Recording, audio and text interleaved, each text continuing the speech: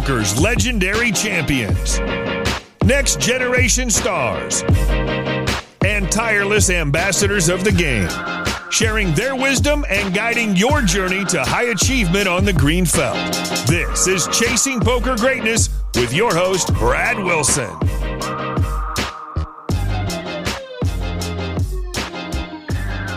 Welcome, my friend, to the Chasing Poker Greatness podcast. As always, this is your host, the founder of ChasingPokerGreatness.com, Brad Wilson.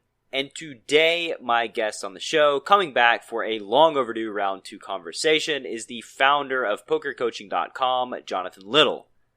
I don't know if you've heard, but Mr. Little has been featured fairly prominently in a couple of controversies over the past couple of weeks that, of course, we're about to dive right into. The first is Phil Nagy smashing him with the ban hammer at ACR, and the second came from accusations of rigging Twitter polls in my recent #PokerGoat competition on Twitter. Before we go any further, I want you to know that I'm biased in many, many ways in life. But one of my core values is striving to be as fair as I can to the folks that I interact with.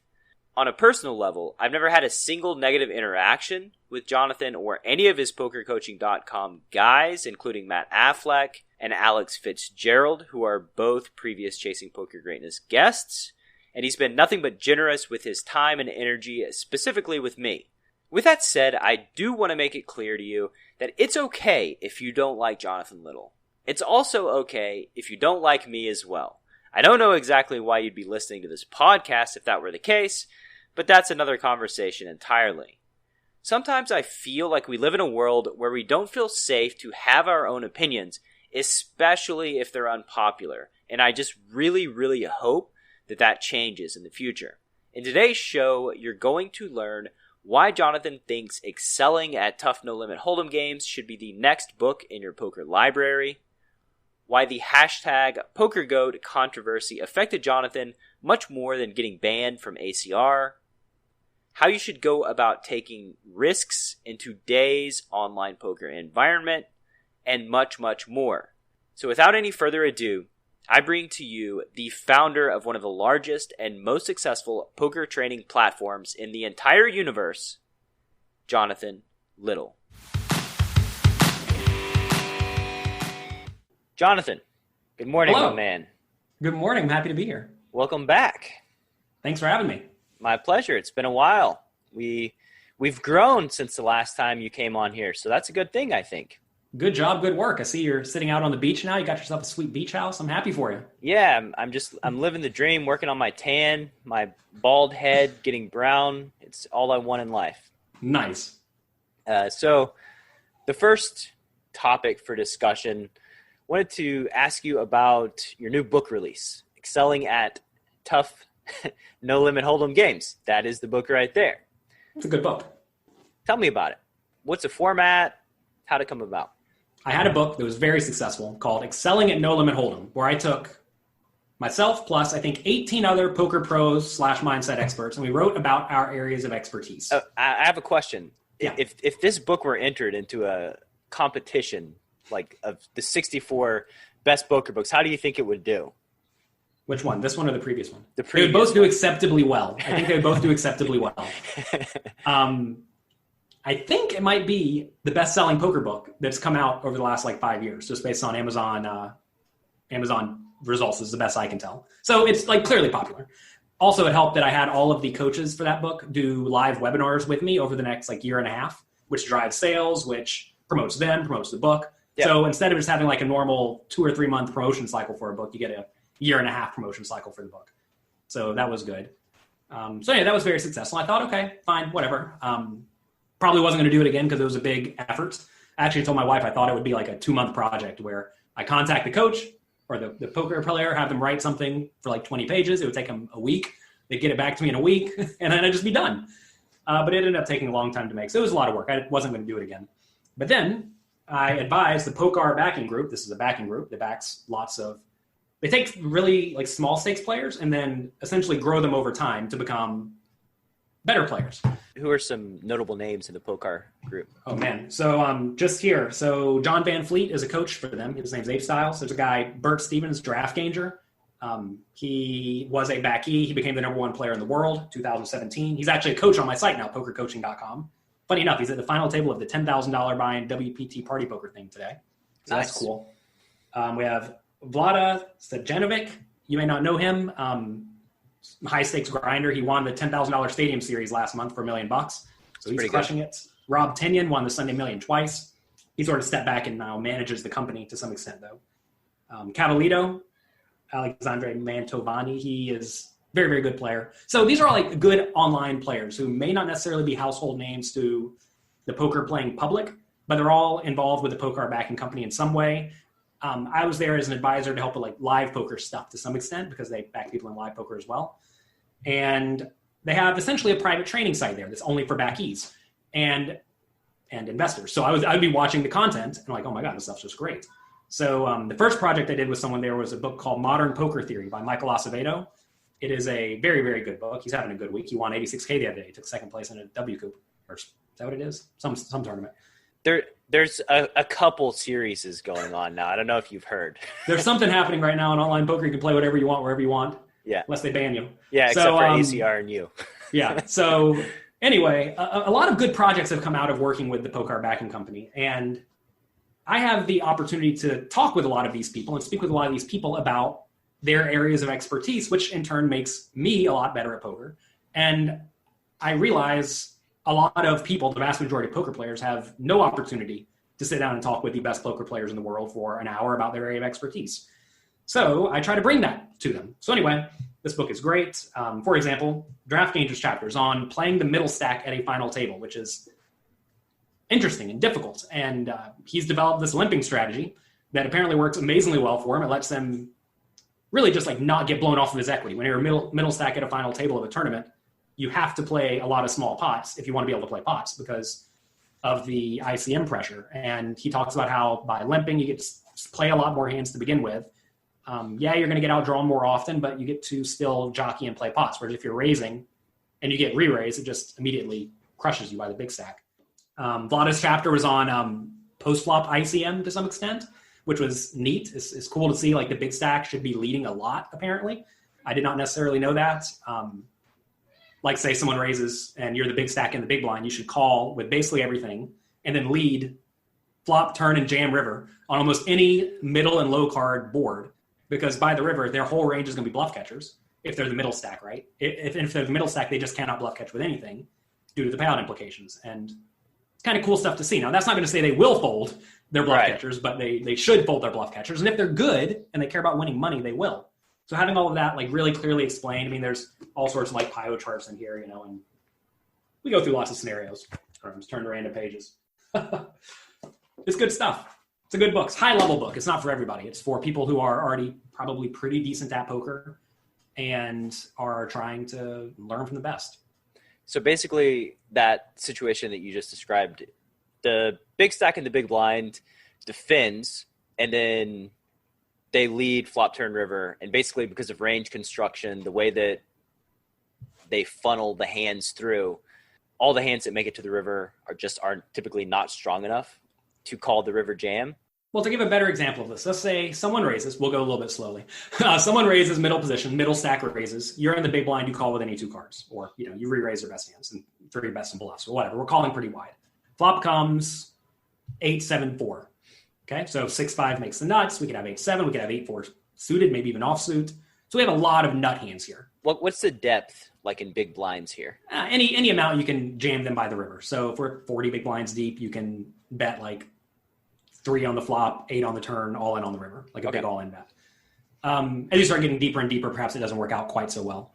But you want to be able to put them all in by the river is what it amounts to, because that's how you really force them to make big folds. So you want to give them bad pot odds and you want to make them fold. So you're leading in the spot with all of your gut shot straight draws. So what I say, 8-7-4, so anything with a 6 or a 5 in it. You can lead with a lot of nut hands.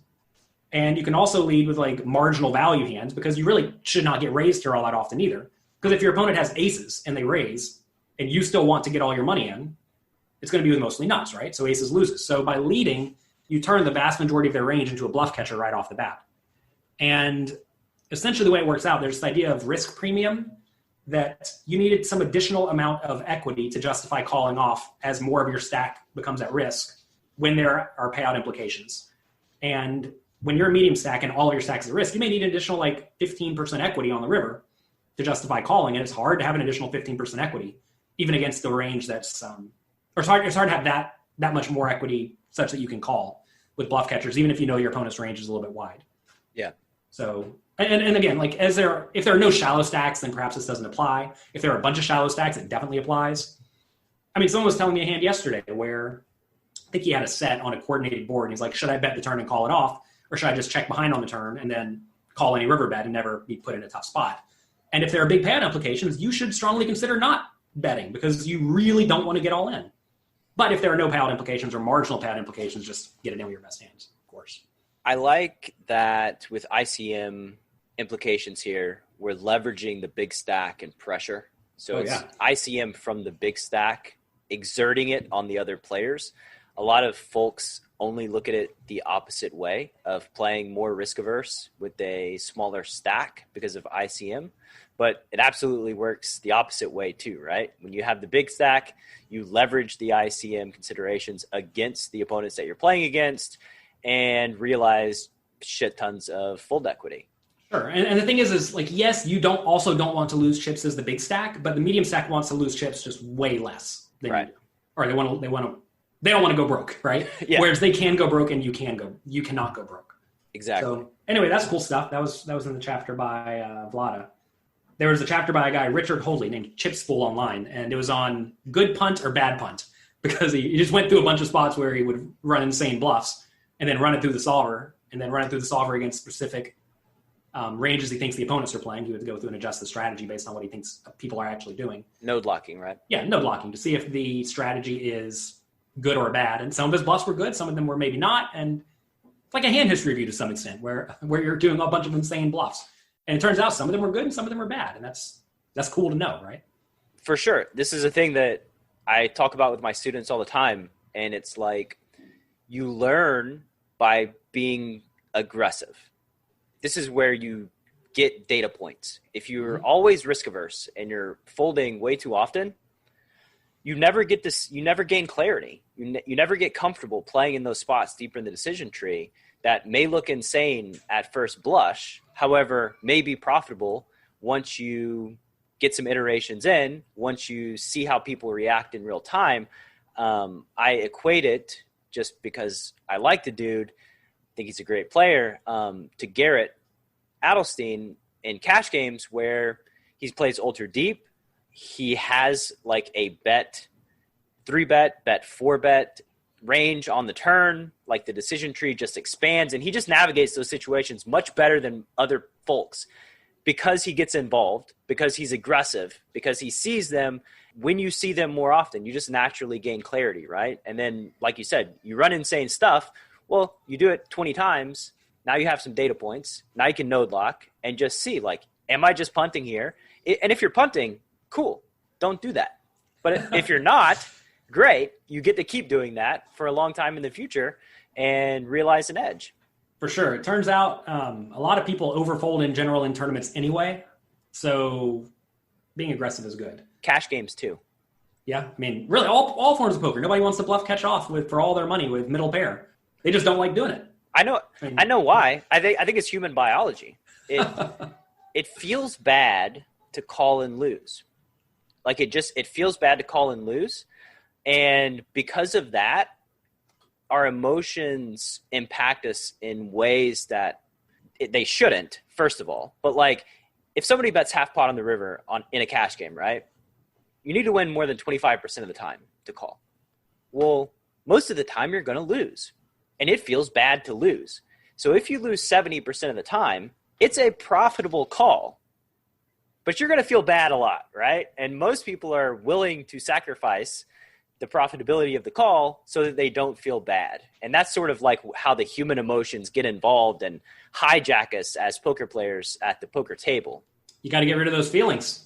You have to not equate losing money or losing your stack with a bad thing, right? Because it's not. You made money on the play. Well, you made equity on the play, right? And the tough thing is that maybe you're good only 20% of the time, in which case you're losing a little bit, or maybe you're a good 60% or 40% of the time, and you're winning a lot. But it's tough to know. And that's why you have to study away from the table and trust the process. I mean, if people watch me play online where I'm playing 15 tables at a time, like I don't even watch the results at all on a lot of tables. So I'll just like get it all in and move on to the next table immediately because you do have 1 second to make your decision. And I think that's how a lot of the best players think to some extent. They'll review the sessions afterwards to make sure they're, especially on like the hero call type spots and whatnot. But like when you get it all in and you lose, it's not a big deal. I think a lot of people think it's a big deal. They think their tournament life is so valuable. It's like their child's life. You only have 2 children and you don't want to lose either of them. But in reality, if you're playing poker tournaments with a good bankroll, you have like 300 children. And if you lose a few of them, it's okay. We can't really get rid of emotions because they're just a natural part of us, right? I think navigating them, staying with them, feeling them, and then moving on is what I believe to be the healthiest way. And it's just tough. Like people don't like losing. They have a negative connotation with losing and it makes them feel bad. Why? Why do they care about losing a card game? I mean, seriously, right? If you think about it, why do I care if I lose a card game? Because everybody else around you also cares? I mean, that's not a good reason. It's because we associate, in my experience, I can only speak from a sample size of 1, but in my experience through life, I hate losing because losing made me feel unworthy as a child. Winning, but you didn't lose if you made a good call that won equity. You won. Right. I'm just saying, like, my association with, like, losing, like, who wants to be called a loser, right? Nobody wants to be called a loser. We have a negative, it just has such a negative connotation. And, like, poker is tricky because you have to associate winning with calling in a spot where you must call because you know it is profitable, even though you're going to lose most of the time. And I think that's like, it's a very hard thing for the human brain to navigate through. Sure. I mean, I try to essentially, like, I don't view the results as winning or losing. I view my EV big blind per 100 graph, or, adjusted all in big blind per 100 graph, as winning or losing. Like when that's down, I lost, right? But when that's up, and it's pretty consistently up in any game, if you're a good player, then you won. Whether or not you won that session, funny enough, like I've had sessions where my EV big blind per 100 over like 5,000 hands will be minus 10, but I'll win a ton of money. And then I'll have other sessions where it's like plus 20 and I'll lose a ton of money. It's like, yeah, you lost the relevant flips. But I mean, like, that doesn't matter in the long run. If you just go through the process of making the plays that wins you equity in the long run, you will win. Whether or not you win any individual hand or the outcome of any individual hand. Like say you get on with a flip. Do you feel bad when you lose a flip when you got it all in, getting 2-1 pot odds? Me? No, I don't. Why? Because you lost. It's true, but I'm playing. You did nothing wrong. I'm playing a different game, right? I think you and I are playing a different game than most folks, especially people who are relatively inexperienced or newer to the poker world. We're playing a different game that's like, yeah, we're playing the infinity game where we're just making a decision in this moment and we extrapolate it out 1,000 iterations and we say, okay, this is a profitable call. And like, that's it. That's the end of the story, right? We don't need to see the result of the hand. We just say, oh, this is a profitable call. We do it. And then we move on with life. A lot of recreational players get a sample size of playing one tournament a week or one cash game a week. And if they lose that once per week, they have to think about it for the next week about how they lost, right? Like the guy who emailed me saying he lost with his set against a straight. And like I'm like, I would have called off with any like top pair or better, So you're sitting here with a literal set, which is almost nuts. I understand that whenever people have a small sample, they care about these things, but you don't have to. And the thing is, I really do think that that's a lot of what does everybody around you do? If everyone around you complains about bad beats, you're going to complain about bad beats. If everyone around you doesn't care at all, you're not going to care at all. And I surround myself with people who don't care about nonsense. And there's a lot of nonsense in the world and only very few things you can actually control. And all you control is your decisions and how you present yourself to some extent and how you handle yourself in various scenarios. But like, you get it all over the flip and you lose. You can't control that at all. You made money, so forget about it. If you do find yourself surrounded by folks that complain about bad beats, that are very negative and are not doing their part in raising the average of all the people that you hang out with, you may want to think about getting different people in your poker circle. Yeah, find new friends. You get to pick the people you hang out with. Fortunately, that is something you get to do to some extent, especially as a poker player, because it's not like you're going to work and you have to report to a boss and you don't like your boss, right? Like if you don't like, there is no boss in poker. I mean, I guess if you don't like the person who's in charge of the casino, you don't have to go to the casino. But it's not like a regular job that most people have where you must go and interact with these people on a daily basis. You don't have to. You can pick the people who you hang around. Funny enough, there's a chapter in the book, Excelling at Tough No Limit Hold'em Games, by Alex Carr. He used to be High Stakes Crusher, but now manages the stable, his stable to some extent. He's a big owner. Pokar, I guess that's where the name comes from. That's right. And his he has a few chapters, but one of them is on like getting 1% better every day. And it talks about how you can just do little things to improve your habits, improve your mindset. And there's always this like, there's this thought of like, what is our goal as a backing company? Is it to make money or to make better humans out the door? Because there's this problem with backing people. If you make them really good and really like strong at life and poker, they'll eventually not want your backing anymore, right? And fortunately, we figured out ways to like incentivize them to continue being part of the group. But I've seen some other like memos from backing companies, and they're like, yeah, we want our backees to have life leads. Like we want them being degenerate gamblers, degenerate sports bettors, or alcoholics, or whatever, because then they're going to be great at poker, they're going to make us money, and they're never going to quit us. But that's clearly terrible, right? But that's not the approach that we take. We try to make good humans, good individuals, because we know at the end of the day, if they make us a ton of money, great. And if they quit, it's okay. And also, if we make them substantially better humans over, some amount of time with us, they will stick around. I mean, because it turns out you're loyal to people if they help you get substantially better at life. And we've seen that beautifully so far. I mean, a lot of the people here on this book who are coaches now used to be backees, and they still help. They still help out. They do it for free or cheap because they're paying it back, right? I mean, you help out people who are trying to do the same thing you are. So we try to make good individuals, and that's also part of this book, is just to become great at life. Why tough no limit hold'em games? Oh boy. So I had to figure out a title for this book. We knew we did not want to do Excelling at No Limit Hold'em 2, because it turns out if you put a 2 or a 3 or a 4 on a book, it doesn't sell very well. So we had to come up with a different name. We wanted Excelling in it so that I could continue with a series of some sort, because there are not really any compilation books that have lots of authors involved. And, it's pretty. It works, right? It works well enough. Yeah. So we knew we wanted to be excelling at something.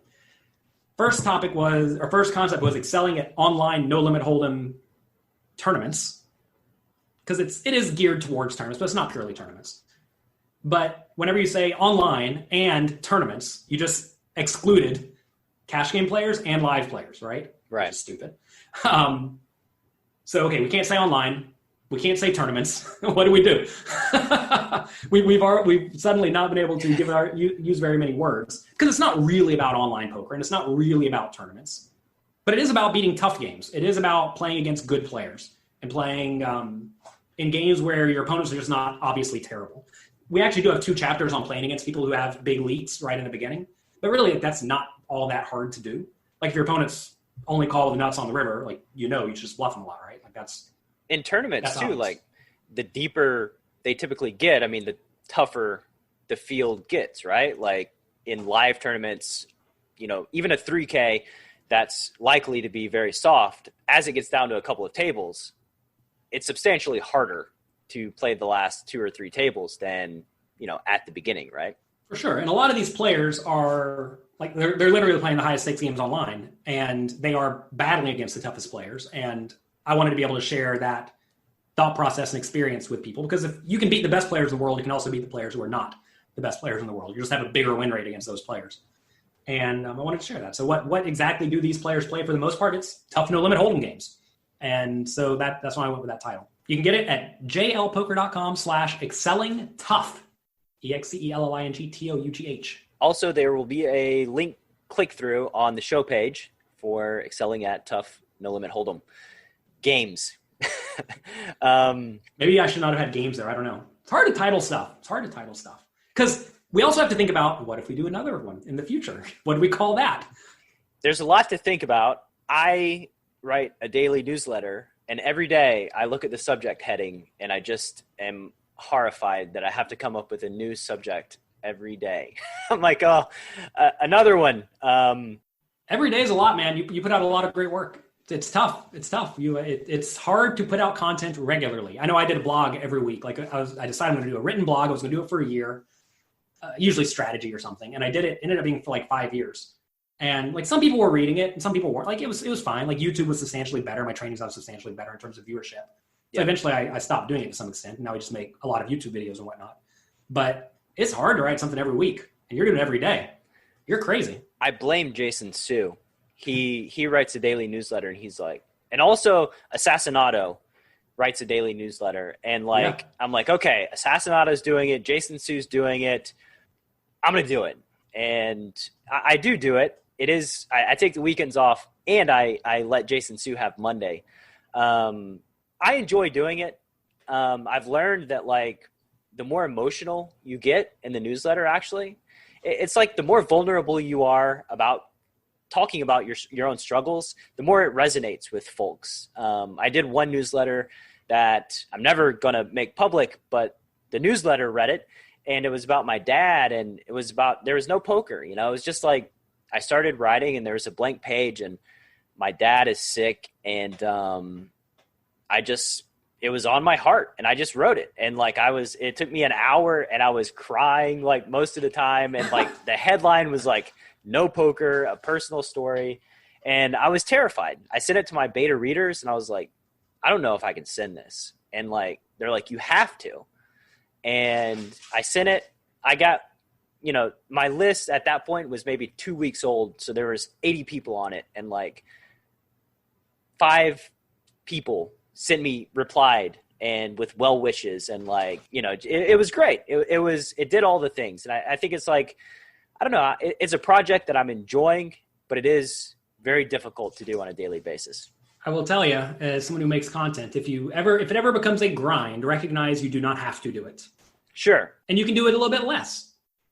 Like, I've started a lot of projects, and the thing is, if you start something that's open-ended, like I have a weekly poker hand podcast. Yeah. That is fine. It's good. It generates content, whatever. But like sometimes it's a grind to make it. Where I review a hand every week, and it doesn't take long. It takes 20 minutes or something. It's like, I don't really want to do this today. And so luckily it's only once a week, so I can kind of, kick it down the road a little bit. Yeah. But when does it end? The answer is it never ends. So whenever you signed up for this thing to do it, you did not necessarily have an end date in place, but at some point it will end. And when you're not enjoying it and you're not loving it and it's not valuable for whatever reason, email newsletters are very valuable. I know the power of emailing people and getting to know people and interacting with people. Right. But you don't got to do it every day. That's all I'm going to say. You don't have to do it every day, because I have felt the pressure of these obligations myself. And I know that it'll weigh on you to some extent.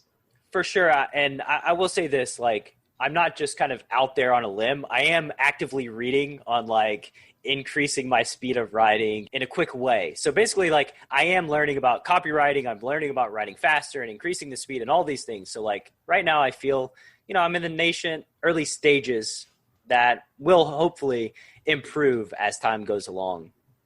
Well, good. Enjoy the process and make the most of it. Thank you, sir. Speaking of the process, I want to segue to a little controversy that maybe folks have heard about now.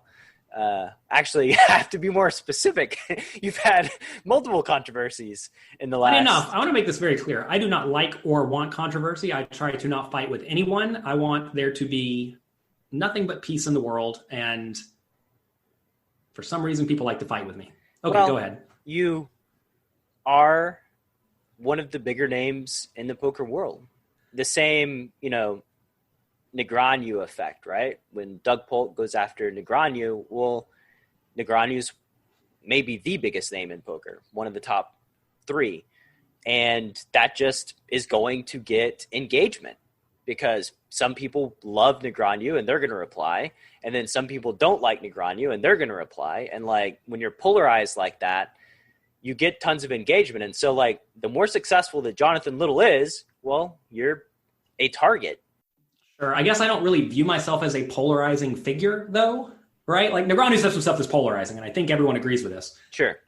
He probably does as well. Whereas I don't think I'm doing anything that's all that polarizing, but hey, maybe I am. Maybe I'm lacking self-awareness in this instance. I want to talk about ACR because there is one aspect of this ACR thing that was curious to me. First of all, for those who don't know, Jonathan Little is no longer welcome at America's Card Room. He's very upset about it. It was the best place to play. I'm not upset about it. Okay, go ahead. The best place to play in the whole wide world.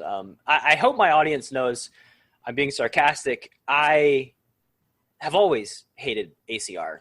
Like I have never wanted to promote them. ACR has been like, they're like the worst of the worst to me forever and ever. Amen. But I mean, Brad, you know you're gonna be banned now, like immediately, because what you just said is literally what I got banned for, but you said it way more harshly. Yeah, I don't have an account there though, so I don't. You banned yourself. I'm self-banned, right? Okay, I see. I don't play tournaments, so like that's the value to me in ACR is like if you want to play tournaments, they're a good, decent platform because they have a lot of volume, right? They have a big player base, and so for tournaments, I think it's a decent site to play on. But you got banned. Tell me, how did this come about? Was it out of the blue? How'd it go down? You want the long story or the short story? Well, we got a little bit of time. We'll start long and then maybe we'll wrap it up at short if it goes too long.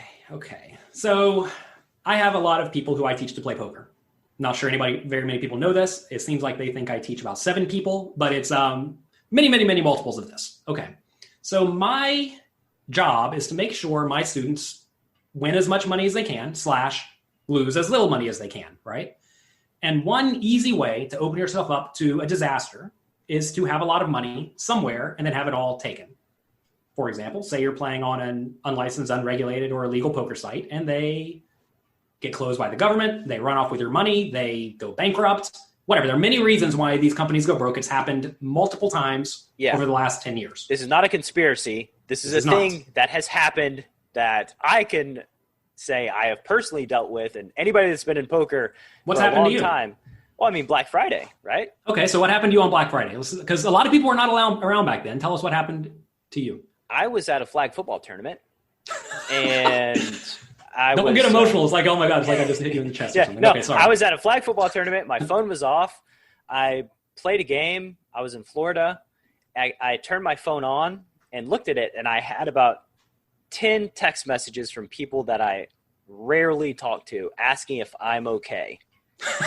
And I was like, holy fuck. And like, then I saw that the sites had been, the domain names had been seized. And initially it was just shock for me.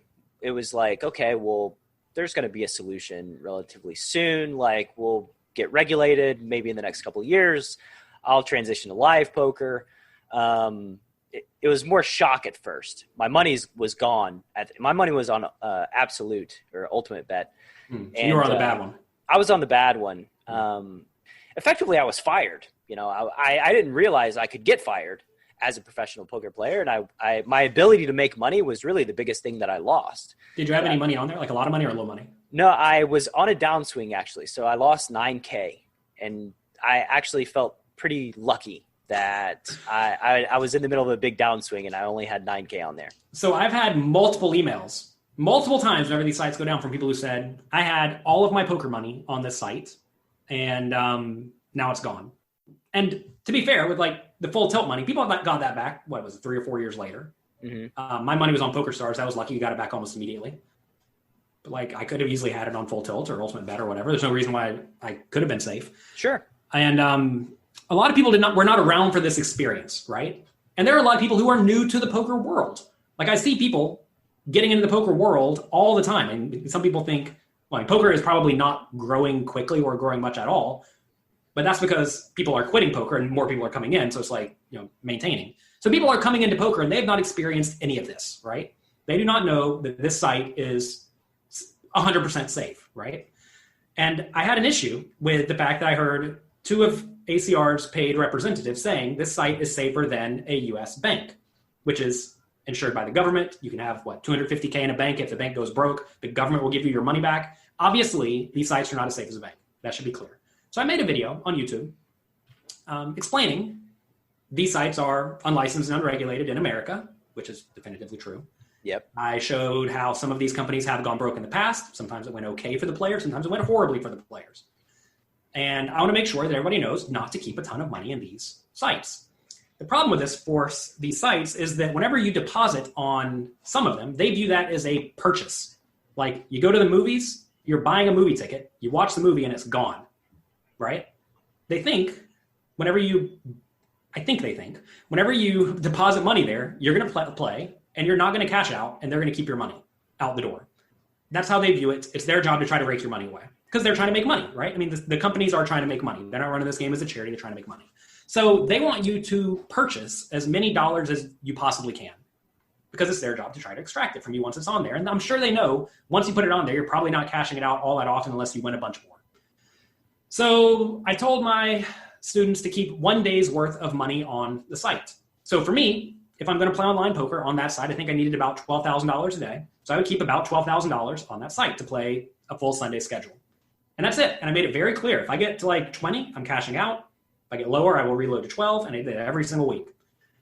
And I don't see a problem with that. I don't see a problem with me cautioning my students to not put money on the site that is excess. And I made it clear, I think ACR is actually the best of the unlicensed, unregulated options for Americans. That's why I played on it, right? The reason I even started playing was actually COVID happened, and I knew I was going to be stuck at home for a while. My students had always been asking me to stream. And I don't want to play online poker necessarily for medium stakes. I don't need to play online poker to make a living. But whatever, I do it because the students want me to, right? So I figured, all right, so if I'm going to play, I want to make sure I'm getting a good volume. I want to give myself potential to win some money. So we streamed on exactly Sundays, and I would sit there and I'd play for like 15 hours a day. Anyway, I made this video explaining how to protect yourself to the best of your ability on these unlicensed, unregulated sites so you don't get screwed if they go down. Or if you do get screwed, it's minimal. Right. In the video, I talked about how ACR has a good marketing department. They do a great job of getting known to Americans. And I said they employ some mid-tier pros to promote their site. I didn't think that was offensive at all. And if anything, I thought it was like kind of kind to their pros because I didn't even know any of them. Apparently, some of them took great offense with the fact that I called them mid-tier pros because they think they're as good as, let's say, GG's roster with Fedor and Brandon Negreanu. Those are top tier pros because they are very well known. They have 100,000 Twitter followers and they have $20 million in tournament cashes. I'm not a top tier pro in my mind. I want to make that clear as well. I didn't think I was being offensive, but one of them took offense. So he made a video where he essentially slandered me and said that I got a lot of things wrong. He said that I multi-accounted in the past, which I did not. I did get in trouble on Full Tilt a long time ago for sharing my account with someone, full disclosure. Yes. And that was a big mistake. I've mentioned it in my content many times. I apologize for it. How old were you when this happened? Because I 23 or 24, something like that. So I was a young, dumb kid. Yeah. I mean, you're a red pro that had 100% rake back on Full Tilt. Yeah. And basically you shared your account so that somebody else could get the rake back effectively. Did you get paid an hourly rate as well? I did get paid an hourly rate as well. And I was gaming the system. I mean, I'm not going to try to justify it in any bit because it was definitely wrong, but I knew multiple other red pros who were doing the exact same thing, just not on such a high level that I was doing it. And I guess, again, I'm not trying to rationalize this, but I could have put in all of the volume that was actually played on the account. Because, I mean, people see me streaming today, playing, 16-hour sessions, 15 tabling the whole time. Like, that's how I play online poker. So anyway, that happened. I got banned. They took $250,000 out of my account. And I apologized to them and to the poker world. I asked to be unbanned. They unbanned me. Let me play again. This is Full Tilt. This is Full Tilt. Yeah. I had a big score on there, cashed it out right before Black Friday. I had a $320,000 cash, cashed it out, and it hit my bank account 2 days before Black Friday. So that was about as lucky as it could be. Uh-huh. But so I did do that, but they said that I multi-accounted, which I did not do. Multi-accounting is different than what I did because multi-accounting implies you have multiple accounts in the same game. You're colluding against the other players. Justin Bonomo famously multi-accounted, right? It's like you have two accounts and you have one tournament and you just enter the tournament twice Or 3 times or 4 times or right. 5 times or whatever. Yeah. And yet look, what I did was wrong. I deserve to be banned there because I broke the rules. I make that very clear in all my content. So anyway, he brought that up, which is fine. I mean, you can bring up something that happened 12 years ago if you want, as if it is very relevant. But he's trying to make me look bad, right? Which is understandable because this guy who made the video thinks he's a top tier pro, but on an offhand comment said he was a mid-tier pro. So anyway, they made a few lies about me in this video. whatever, fine. Start streaming on the site. And whenever I'm playing on the site, I'm sitting there playing lots of games. Sometimes I get down to only 8 tables at a time and I get bored. So I actually we're watching the runouts. We discussed earlier, I don't really watch the runouts, but if I'm playing only 8 tables, I have nothing going on really, and I'm bored out of my mind. So I'm like, that guy keeps winning on me over and over again. That's funny. Everyone knows I have a relatively serious sense of humor. If you followed me at all, it's like deadpan comedy. Someone said you would not know if I was joking, or you wouldn't know if I was joking in some scenarios. So we need a laugh track or something to make it obvious. It's a dry sense of humor, right? Dry sense of humor, yes. And I would say things like, oh man, this ACR pro got lucky on me 3 times in a row. That's interesting, right? And then 2 or 3 seconds later, I'd say, I want to make it clear that's a joke. I do not think this site's rigged in any way whatsoever. Someone was clipping out like 1-sentence clips of my content, and I found one of them where it was a 10-second clip, someone clipped, where I said, I can't beat the shills, they hit every time, or something like that. And then literally 3 seconds later, I say, I want to make it clear I don't think this site's rigged in any way, that's a joke. So they're taking the words very much out of context, saying that I think the site is rigged, but I don't. And they're saying I think the site's bad, but I think it's the best of the unregulated options. So I think what's happening here is the guy in charge, Phil Nagy, thinks I am much more down on his site than I am or something. Another issue is that when I'm streaming, I'll have many more viewers than many of their players who are streaming. So it's like the main advertisement, if you call it that, is me being kind of harsh on the site. So fine, I get it. And if you want to ban people from your private company, you can ban people for any reason whatsoever, right? So like, I'm not offended at that, and I have no right to think that I'm entitled to play on the site. I'm not like mad at the guy for doing it. I just don't like the fact that they are lying to their customers by saying that the company is as safe as a US regulated bank. And I'm mad that they are lying about me straight up and also taking my work way out of context. And I would hope that they would not do that. I would hope that any reasonable employer would not want your employees lying about anyone or anything, right? You'd want them to be honest. And I think it's important for people to be able to follow the money to some extent. And my money comes from teaching my students how to get good at poker and protecting them from making stupid decisions. The paid pros by ACR make money by promoting ACR. So I definitely recommend everyone pay attention to what incentives people have to do and say the things they do. And when they're doing things that are definitively like false, I mean, you got to think that is suspect. You know, some of the ACR pros, I'm sure, are winning players, right? So like they're subsidized, they're supplementing their income by getting people to sign up to ACR. I don't have a problem with that either, even though I do not like ACR or how they do business, period. Well, so I have a question. Would you personally promote a company that you thought could potentially be bad for your customers? Like, would you promote cocaine to them? I would not. Okay, me neither. Okay. But everybody doesn't think that. They think, oh, cocaine's going to pay me some money. I'll promote cocaine. I'm not saying ACR is cocaine. I'm saying that like that's something that's clearly bad for people. I think. I mean, I don't know. Probably science will come out and say that's fine in a few years. But my story goes with, this podcast was initially started as a marketing promotion vehicle for PKC Poker. It was the first online platform that I believed in. I knew the people. I had personal relationships with the people who were running it. And they were actively tracking cheaters. They were actively, it was a good system that I believed in. And I will say that the money that I made promoting PKC makes coaching pale in comparison. You made more from promoting than you did from coaching. Is that what you're saying? My revenue was $800 a day after a month and a half of promoting.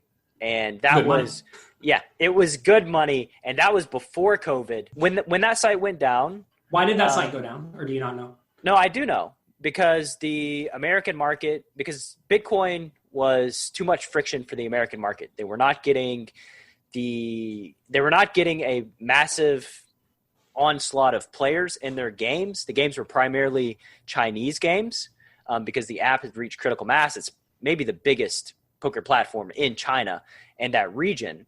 And basically only the pros were signing up to play on the site, and recreational players were just not going through the hassle of depositing Bitcoin.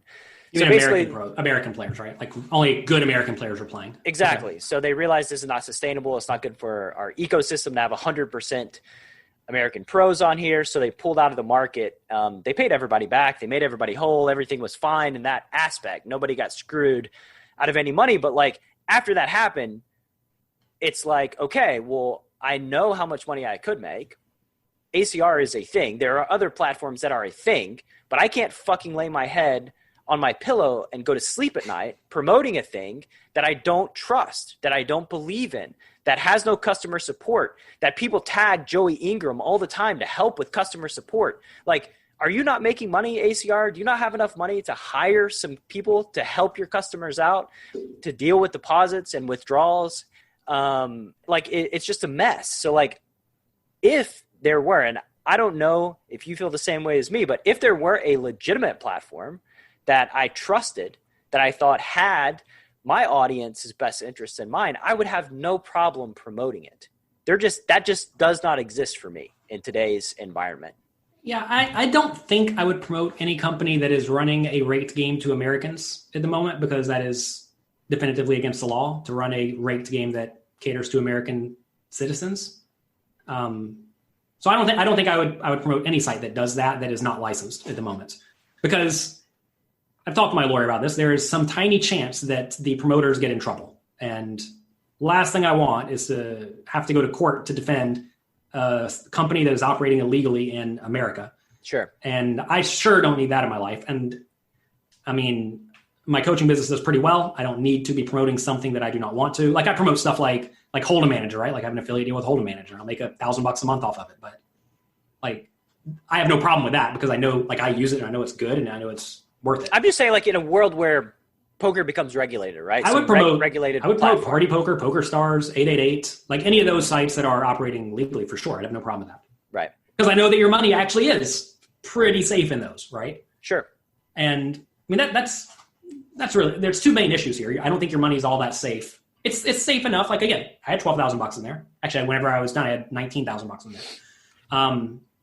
I had $19,000 in there. They cashed it out, by the way. You said their support's bad, but whatever support person I had was perfect. The cash out system was not working properly. They did some stuff. They claimed they fixed it. I got the money in like 3 days. I could not have had a better support experience after they banned me. Right. Pre-getting banned, the stuff would take forever. But once they banned me, it was really good. Like they were ready to get me out of there. They were motivated. Let's get this dude off. Yeah. Quickly too, because they know if they drag their butt for a month, it's not going to look good. Exactly. But I mean, look, the site had some good things about it. The site had some bad things about it. They took my words out of context completely. And well, whenever you don't actually pay attention to what you're doing, and whenever you take words out of context and you believe your paid representatives who are lying about people because they got offended, it's going to make you look bad. And like, I don't even feel bad about being banned on the site because I don't actually think I did anything wrong at all. And you're pragmatic. I mean, I'm protecting my students at the end of the day. And your audience, right? Even your non-paying students, the people those are my students too. They don't have to be paying me to be the students. Okay, so all of your audience, your many thousands and thousands of students, it's pragmatic with any platform to not leave so much on there that it hurts if they disappear overnight. Like, we got into, I did not think Full Tilt was going to disappear overnight. No one did. I thought there was no chance in hell Full Tilt is going to just poof into dust overnight, and yet it did. So any site that has a problem that's unregulated and serves the U.S. market with someone saying, don't keep your life savings on here.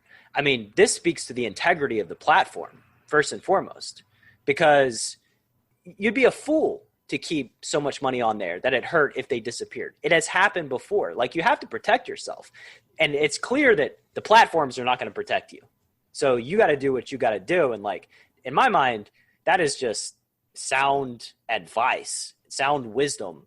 Sorry. I was saying, I think that they had an issue with that, but I think they also had an issue with the fact that they think I am saying that their site is rigged on my stream and whatnot. Whereas every single time I said it, I was joking. I made it very clear many times.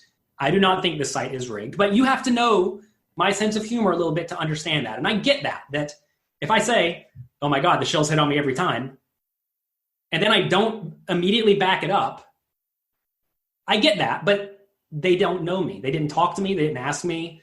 They could have said, hey, we don't appreciate you joking about our paid players spiking on you all the time. Can you please stop doing that?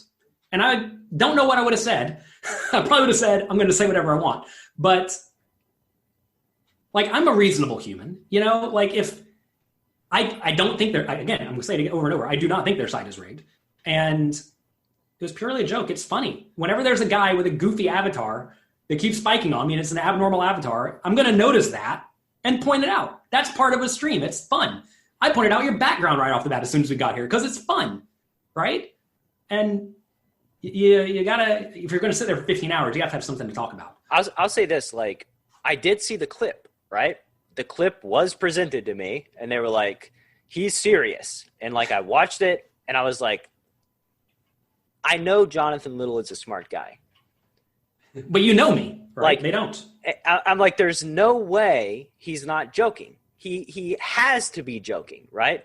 But just take it in the context of a short clip where you say that, it can be persuasive in the other way for folks to take out of context. Yeah. Say like, oh, he's being serious. He legitimately believes that ACR is rigged for the shills.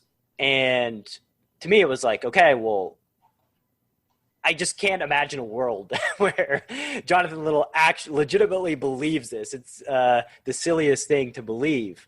But it goes back to the idea, though, they do not know who I am and they've never interacted with me. Like, these people who are making these lies about me, I've never interacted with them in the real world whatsoever, as far as I know. Like, maybe we've played poker together and they were just some random dude to me or something. But yeah, I have had no interactions with these people, yet they are saying things that are just factually untrue. And I mean, the only thing I can think of is either they're paid by the company to do this, or they don't like me for some reason. People have a few reasons to not like me, by the way. We could be competitors in business. One of their players owns a training site, apparently.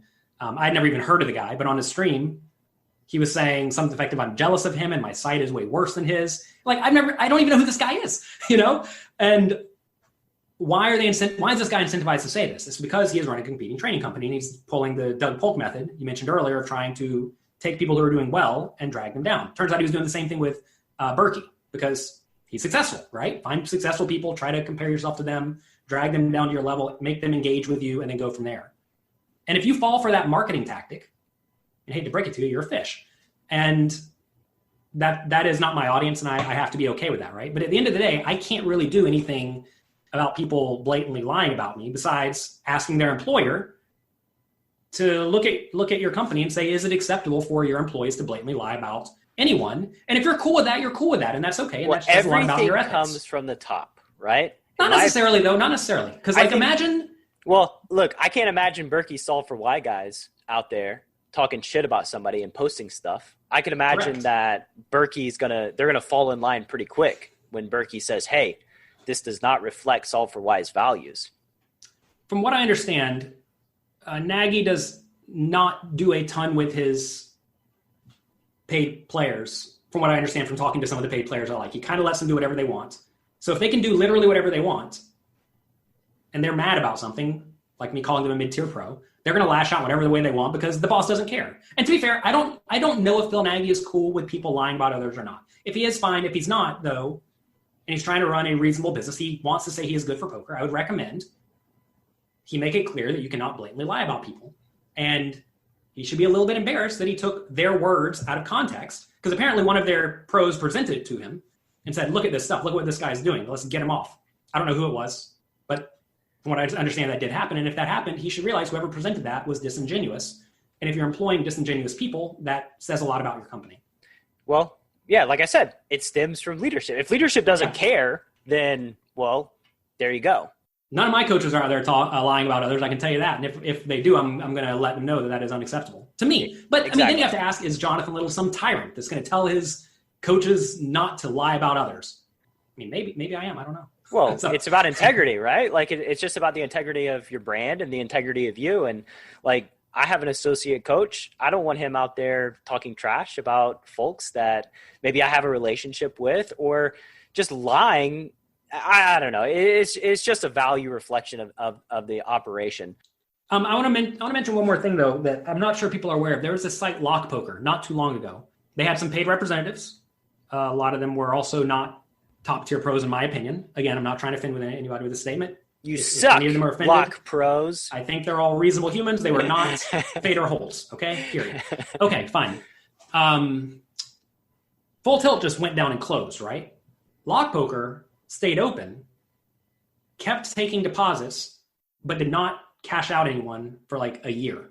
So they would basically say, it's in the queue. We're working on it. And people kept buying in, people kept playing, and they kept running ads. So they were taking the deposit, spending it on ads, getting people to deposit more. So if you take in $1,000, you spend $500 that on an ad, you get 1,000 more. And I don't know where the money went. I don't think anybody knows where the money went, but the site closed. Right. And I remember Lock Poker because I considered depositing on Lock Poker until I read about on 2+2, and I was like, nope. I mean, I played on it back then. I did like a bankroll builder challenge where I turned $300 into some thousand before I decided I was done with it. And site functioned perfectly fine. There was no issues with the site. Besides, you couldn't cash out. Kind of a big anyway, issue. Everybody on the site lost their money. The pros that left immediately as soon as stuff looked shady, they came out looking pretty nice. But some of them, they stuck around until the very end. And almost all of them are out of poker today. And that's because they completely lost the trust of their audience. And I mean, I know for a fact they were getting paid 5 figures to promote per month because I was offered it. And I said no. And it's like, they essentially took the risk of this site does not go down in exchange for, call it $120K a year. And is that worth it to your reputation? And then to be fair, if you're just a poker player and your sole income is sitting at the table and playing poker, it might be worth it to screw your fans because they're your fans. You don't make any money from them. Who cares about them, right? That's how a lot of people think. But if you have a business based on helping you just fans, said, talk about a thing that's going to get clipped, that 10-second It's true. Like, I get their rationality, right? That's the thing. You have to be able to get out of your own head and ask, what are these other people thinking? Because instead of just being offended that these people are lying about me on social media, for example, why are they doing it? And if I can figure out a clear reason, like he runs a competing training site or he insulted you by calling you a mid-tier pro, I get why they did what they did. And like, I'm sorry that he was offended by me calling him mid-tier pro. I'm not sorry for running a competing training site. But anyway, you essentially want to figure out what incentivizes people to do what they do. And it does not make sense for someone who has a business based on helping people and trust to potentially sell those people out for any amount of money, unless it's like some giant amount. I mean, it's tough though, because like imagine they said, Jonathan, we're going to pay you $1 million a month to promote the shadiest poker site. And if I think that shady poker site is going to stay open for 2 years, I'm going to get how much money is that? $2.4 million? $24 million. $24 million? Oh yeah, $24 million.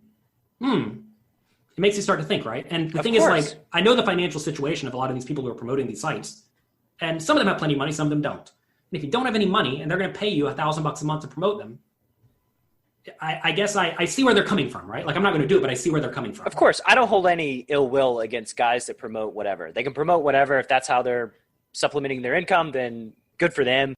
You got to hope that their audience is smart enough to realize what's going on, though. And also, but like going back to the Lock Poker thing, the people who did take that risk and failed because the site went down, basically all of them are out of poker today. And I'm sure they collected $50,000, $60,000, $70,000 from before the site went down. And was that worth it? Probably not. Maybe they got unlucky that the site went down. I don't know. But I'm certainly not going to risk my business for some amount of money that's either short-term or long-term or who knows, and that I think could be bad for the audience. So anyway. I would say pokercoaching.com is many, many, many multiples bigger than my brand, Chasing Poker Greatness. I would still not do it for a site that I don't believe in. I've been offered to promote Poker Bros clubs, and the return is absurd. So funny enough, they think I'm negative towards ACR. I'm actually very negative towards any of the apps. Right. So I think those are substantially worse. And again, I'm not afraid to say it. So be careful if you're playing on the various apps. Be careful, but that's not to say that there is an opportunity on all of these things, right? Like, you just have to minimize your risk and make it asymmetrical, where you have a bankroll of 30,000, deposit 1,000, see how it goes, build it up to 5, cash out, keep it small so that you don't lose a shit ton when, the shit inevitably hits the fan. I don't know if you want to go here, but I don't think you're being cheated on ACR, but I think you may be getting cheated on the various apps because of course, I've been used on the apps. So that's one of the big reasons I would not recommend playing on the apps, because there's this I kind of get how traditional poker sites work. I've heard things about the apps that make me not want to play there at all. Yeah, so, I've been super used. I've been super used on an app, and I've also found apps that were money machines. So basically it's buyer beware, right? Yeah. Well, it's not buyer beware, so don't do it. Yeah. To me, it's buyer beware because I'm a pro and I see the risk, right? I see the risk versus reward. You have to look at the risk reward and understand your own tolerance. And if I'm okay with losing 5K and getting super used, learning that this site is not legitimate, while on another app, I learned that it is legitimate. The games are really good. And, I can make 100K in a shortish period of time and get paid out and all that stuff. That to me is I can tolerate that risk reward. Just look within yourself. And if you can't, then don't do it. Well, so what you just said right here is something that some of the paid players would very much disagree with for ACR, because I said, I trust ACR enough to put $12,000 on there and to keep 1 day's worth of volume. They said either you trust the site or you don't. And no, I don't. That's not how it works. Are you getting married to this site? I know that they're. It's I trust it a little. I trust it enough to risk $12,000 of my money. I mean, that's not chump change, right? I trust it enough to play it on the stream, knowing some of my students are going to go there and become customers of ACR. You do not have to say, I think this site is 100% perfect and 100% trustworthy in order to play on it. And if I played on that site and I just got slaughtered every week for a month, probably quit. I'm not going to say it's rigged, but your brain starts putting two and two together and you realize, something's happening. But I won on the site, and so pretty consistently, so I'm not worried about that. But I'm not worried about that site being rigged at the moment. Yeah, we're worried about it not being. Worried about it closing. Worried about it, liquidity, and it just disappearing overnight with everybody's money into the wind. It would be, if for all the unregulated companies, I think it would be really, at least they should consider being very transparent with finances. Imagine they put out a monthly financial statement saying we have X amount in Bitcoin, we have X amount in the bank, we have spent X amount on pros, we brought an X amount from Rake, we spent X amount on marketing, we profited blank this month, CEO was paid blank this month. If they were just super transparent and they showed they were making, $200,000 every month and they had all the money in reserves and all that, I think that'd make the players feel way more comfortable. Players like myself, they can obviously lie about all that. That's the tough thing about all this. Everybody can just lie about everything if they feel inclined. If you think they're lying, what are you going to do? But if I had to run a poker site, I would just be super straight up with all the numbers. Because who cares, right? You're not going to get seized by the government because you don't have a U.S. domain and you're never coming back to America. So who cares? Yeah.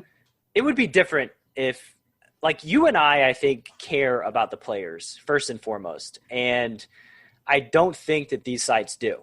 So all the things that are fairly obvious to us as good things, they're just not going to get executed. They're not going to get implemented. It's unfortunate. And I've just learned that it's trying to lift a skyscraper by myself. It's not going to move. It's immovable. It's pointless. I'm spitting into the wind. So I do root for the good guys that I believe are in the good poker platforms running. Phil Galfond comes to mind as a good guy in the poker world that I root for, and I wish untold riches on and success. Sure. But until things get regulated in the U.S. market, it's really nothing's going to change because these are the players. The barrier to entry is too high, and it is what it is. My hope would be that Phil Nagy is actually a reasonable human, because I had to block him a long time ago on Twitter because he was consistently trolling me on Twitter. But this was 2 or 3 years ago. But I hope he's a reasonable human. And if he is a reasonable human, I hope that he can get his company under control, present himself in a professional manner, and be good for poker. And I hope that's what I hope, right? I don't know if it's going to happen, but I have faith that everybody can change. I mean, people wonder why I would even reply to people who are just like straight up lying about me, because I hope they're smart enough to actually take a step back, look at not just the 10-second clip, but the 10-second clip and 15 seconds after it, and be reasonable humans. You've heard me talk early and often about how improving your awareness while you're playing cards so that you make better decisions in the moment and notice trouble spots that merit deeper consideration is one of the most valuable things you can do to make more money on the felt. In my conversation with the only 4-time WPT main event champion ever, Darren Elias, he told me that his ability to shut out all of the distractions in the world and fully focus on making great decision after great decision is his superpower he most attributes to his success. And you cannot improve your awareness at the tables without being fully present. When you learn how to stay fully in the moment on the green felt, you can finally have a clear path to becoming the absolute best version of yourself. Which leads me to Jason Su. Jason is one of the foremost authorities on the planet when it comes to playing poker with presence. As a matter of fact, he even wrote the book on it. Here's a direct quote from Nick Howard at Poker Detox on Jason's ability to help you stay focused. Quote, Jason's work is a new paradigm in poker and performance, end quote. And these aren't just empty words. Nick has put his money where his mouth is by hiring Jason to coach up the Poker Detox crew. And as a loyal listener of Chasing Poker Greatness, you know by now that I would not be promoting anything I didn't 100% believe would improve your poker skills and your life. So if you want to master your emotions and perform at your peak with presence while doing battle in the arena, you'd be doing yourself a grave disservice if you didn't check out Jason's work at pokerwithpresence.com. One final time, that's pokerwithpresence.com. Let's transition real quick. We got about 15 minutes. I can go as long as you want. I like talking to you. Okay, we'll just keep going. Transition to another controversy. Oh boy. This one actually, I feel like hurt you personally, on a personal level. Basically, there's Poker Goat on Twitter. For the audience that's listening right now that's unfamiliar, I ran a tournament. Poker Logia, a guy on Twitter, contacted me. I ran a tournament earlier this year with finding the best player of all time, which I thought was really fun. Who was it? Phil Ivey just smashed everybody. It wasn't even a contest. It came between Phil Ivey and Phil Galfond, heads up, and Phil Ivey just smashed everybody that he battled. But it was really fun for me. There was lots of, I don't love the controversial aspect, but many people telling me that I was an idiot for the bracket that I put together. It's basically, you can't win. You can't put together a perfect bracket in these situations. But Poker Logia contacts me about poker books because this is his thing. He runs a South American website that reviews poker books. And he's like, hey, I think you should do a Poker Goat for books. And I was like, yeah, this is a great idea. We'll see how it goes. So I put the bracket together. I post it. First of all, the first thing that went wrong was my student is a designer. He's a kick-ass designer. And he designed the brackets. He knows nothing of bracketology. He doesn't watch sports. He doesn't know anything. So he took this round of 64 and he matched people up in a way that was different than the spreadsheet indicated. And he's a successful professional. I did not want to say, hey, can you just do this whole thing over again? I thought, it is what it is. Let's just run it. So he seeded the bracket wrong? Is that what you're saying? It wasn't the seeding. It was that the narratives and the strategy aspect of it. I didn't even want to seed the bracket, to be honest with you, because I didn't want to touch it because I haven't read all the books. It's impossible for me to seed.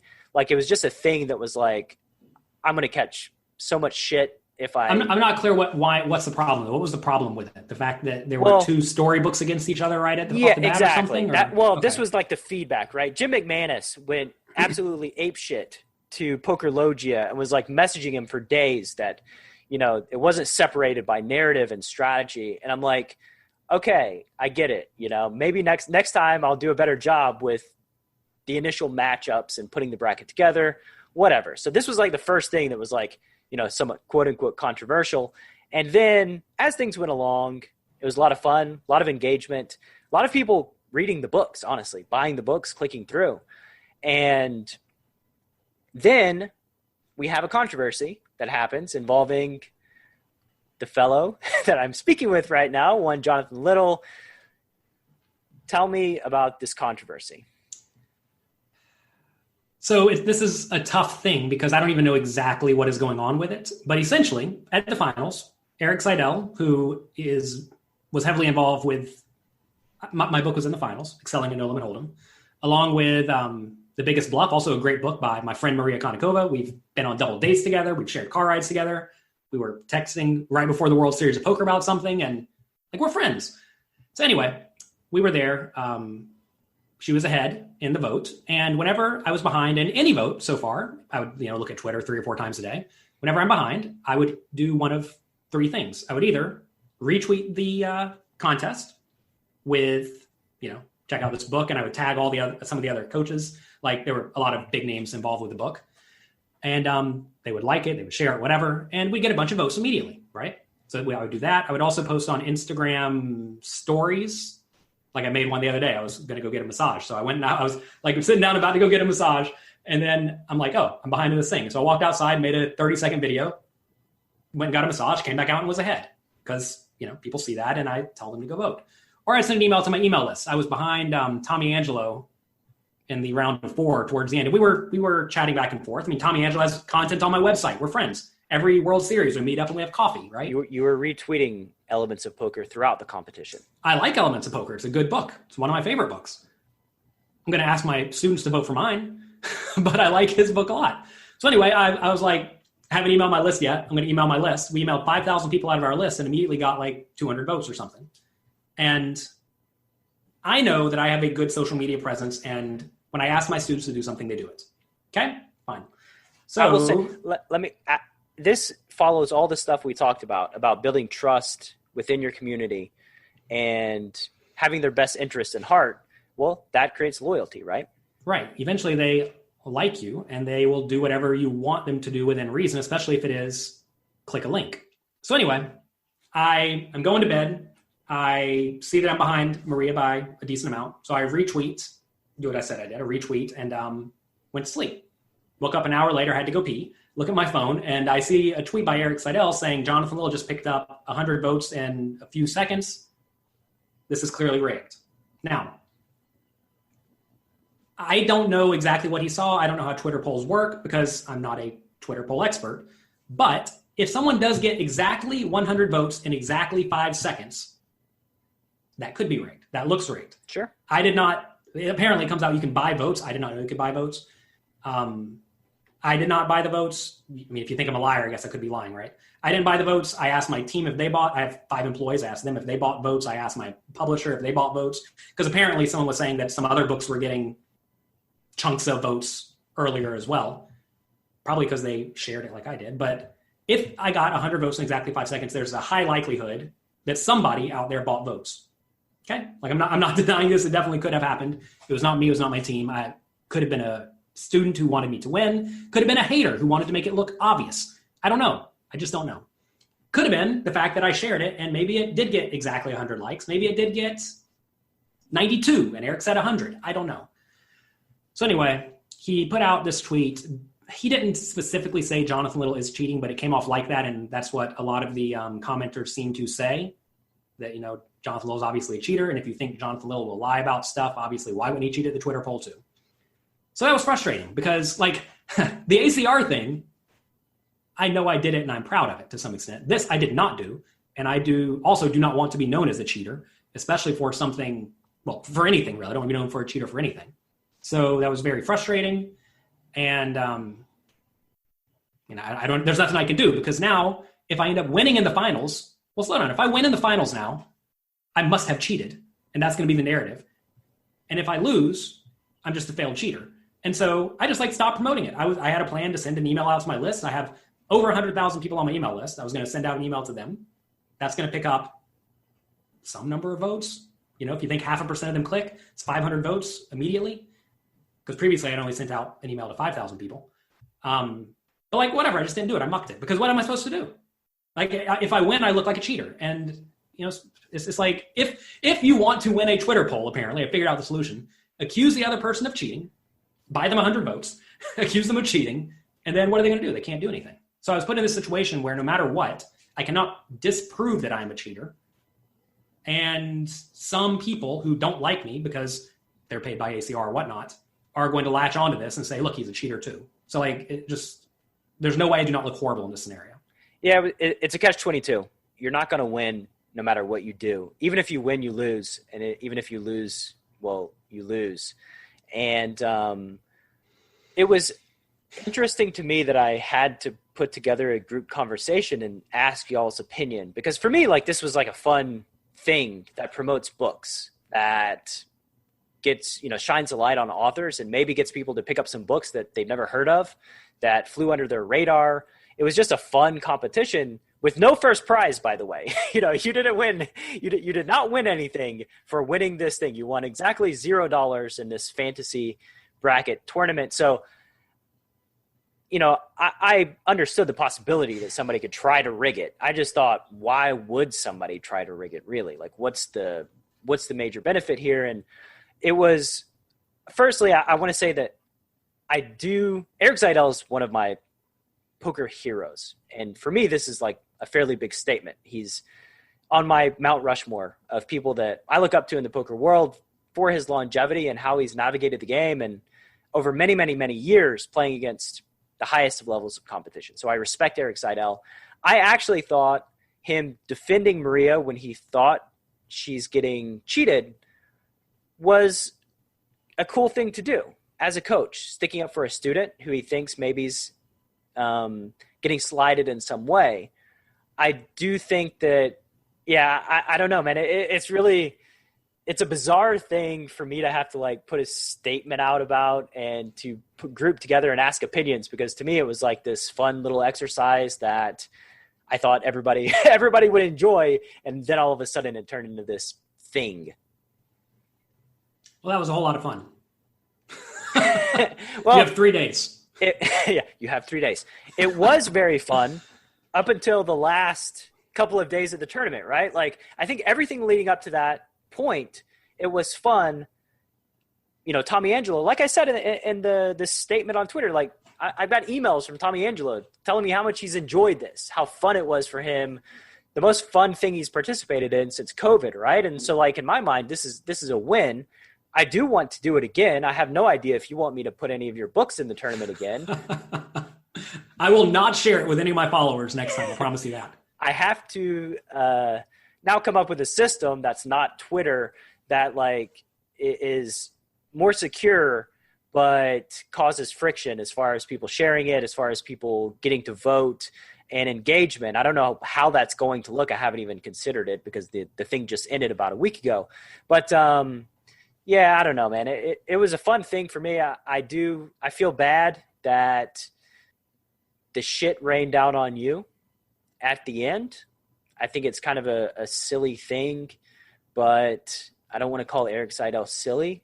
I think I just maybe did, but he's emotionally biased in this situation. If somebody was buying votes, then they were buying votes, and I can't track it. Twitter polls are untrackable. So like the shit just is what it is, right? It's annoying for me because like maybe someone bought votes, or maybe my promotions just did this. And like I don't even know what happened. That's the annoying thing, is that either way, it's a silly Twitter poll, like you said. And it's like, it's whatever, man.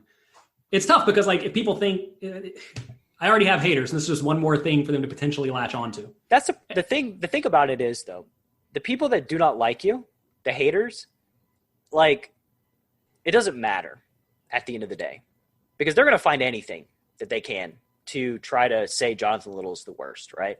So like those people, it doesn't matter. It's just, are those haters somehow infecting your other people? And I would say that you have a fairly rabid, loyal fan base, so seems unlikely. Well, that's not necessarily true, though, because like down the road, imagine someone comes into poker, they watch a YouTube video, they find someone who just does not like me, even though they don't know that. Later, they offhandedly say whatever they want to say that's negative about me. And then they run into me later. They run into my content later. Like, oh, that guy cheated on Twitter poll, right? That could be bad for business if people are just going to be out there straight up lying about you or making accusations, right? I mean, it's like, what can you do? There's literally nothing I can do. It goes both ways, though. Maybe somebody that's never heard of you finds out on the YouTube video, and then they interact with you. They hear this conversation, and they're like, Jonathan Little seems like a reasonable guy. Maybe that person was wrong, and you may get a fan. I don't know. It seems like everyone thinks everything on the internet is true, at least from my experience, unless they definitively know otherwise. Well, number one, I think maybe if you're up for it, you need to like expand on this clip, right? The 10-second clip, make it 35 seconds and just share it and be like, look, this is not what I said. This is taken out of context. Like, this is number one. Like, number two, what you just said, there's a popular documentary on Netflix my wife and I just watched that scared the living bejesus out of us. I can't remember the name of it. It doesn't matter. It was so scary you forgot. It's so scary I forgot the name of it. But basically, like, disinformation spreads at a velocity of 6 times more than real information, because real life is somewhat boring.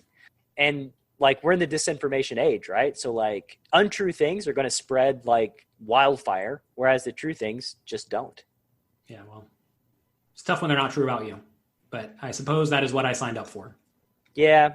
The Social Dilemma is the name. My wife just gave me a note. The Social Dilemma. But yeah, I mean, at least you're in a position. Shout out to your wife. Hello.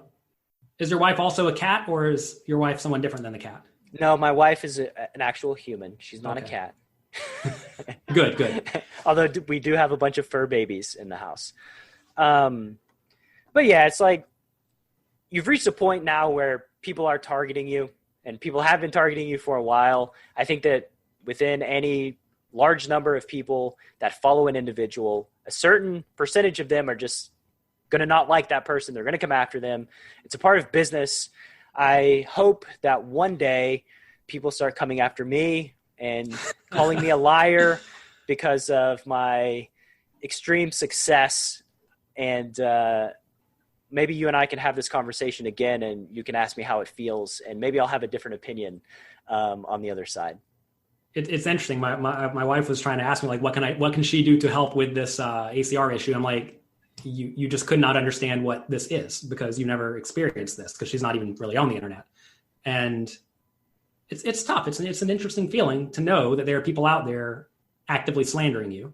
And I'm not going to sue them. I'm not going to take them to court, And like, what can you do? You can say that they're not telling the truth, but then they just say you're lying. It's like, what can you do? It's like, there's literally nothing you can do about it beyond continuing to do good work and add value. So I'm going to continue to do good work and add value. And hopefully people can see from my actions that I have the best intentions of my students at heart, and I'm trying to continue to help the poker world. And if you don't think that, well, go find someone else. Even for me, like, it's interesting because I don't hate hardly anyone in the poker world. Like, I try to see the best in people. I try to stay positive, even though, like, I've said fuck ACR multiple times. This is a platform. You're banned, man. You're not a you're person. immediately banned. Right. But like, I try to see the best in people, and I realize that folks can make mistakes, right? Like the full tilt poker thing, 23 years old. For the love of God, when I was in my 20s, I can't even describe to you how much of a different human I was 12 years later, as a mature adult who's hopefully gaining wisdom over time and learning and growing and making it out the other side. I try to see the best in everyone. And like, I know that even if this interview comes off in a way that is too positive for Jonathan Little, I could catch shit by posting it, right? Which to me is like, it's a silly way to be. And I when I started this podcast and I started engaging on Twitter, because as a cash player, I was just anonymous, playing cards, and did not care about any of the bullshit political stuff. One of my major goals was like, I don't want to get involved in these silly scandals, these feuds between cliques of people. Like, I don't want to get involved in this bullshit. And then I find myself being involved sort of accidentally. You made a Twitter poll. You did it on purpose. You know what you signed up for. Yeah, I did. But like, I'm still going to continue staying true to myself, and myself is like telling positive stories, believing the best in people, and shining a light on what I think is, the good side of the poker world. Like Mattisau is probably not going to make it on the podcast, right? Like, yeah, he's probably not going to reach out to Mattisau to be a guest on the show. It's just anybody that's toxic and negative, I really don't want to associate with them. However, I also want everybody to have their opinion and their own perspective on life because, like I said, I operate from a sample size of 1, and I assume everybody else does too. So it's a tough spot. It's a fun world we live in, and all we can do is navigate it to the best of our ability. Yeah, just keep doing good, keep helping people out, putting your students in a position to where they can be successful, and they're not going to get taken advantage of by any sort of platform or any sort of coaches that are unscrupulous, right? This is a thing that, like, I'm not going to actively personally attack somebody, but if somebody's offering something that I think is bullshit that will actively cause harm, my number one goal is to reduce suffering for my audience and the poker community. This is all I want to do. And I will speak out about something like that. But as far as the personal stuff, let's just be friends, man. Let's grow poker as a community and be advocates and allies. I think Berkey's done an amazing job of being an advocate, being an ally to people. Berkey went on the Mattisau podcast, for God's sake. I don't know how he did that, but he did. I've been on the Mattisau podcast too. To be fair, I don't like many of Mike Mattisau's stances, but I think he is a reasonable human at heart. Really? Yes. So there you go. Even though I think he's insane. Well, that's a pretty good read. I loved Mattisau. I remember sweating the main event when I believe it was Steve Daneman busted Mattisau.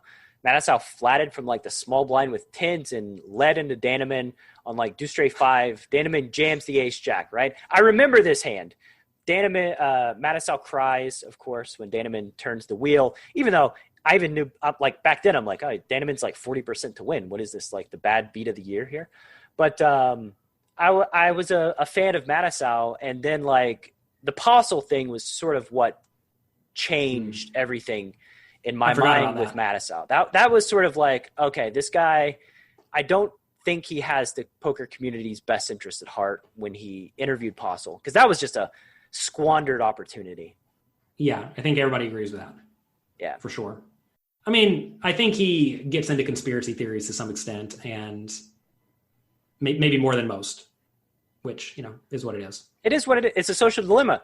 Watch The Social Dilemma, and you'll see why conspiracy theories are kind of going mainstream, which is like one of the problems with the social media platforms and the content recommendation system and all that. But it is an easy trap to fall into, believing in some sort of conspiracy theory. And, to be fair, like there are conspiracies, right? They do happen.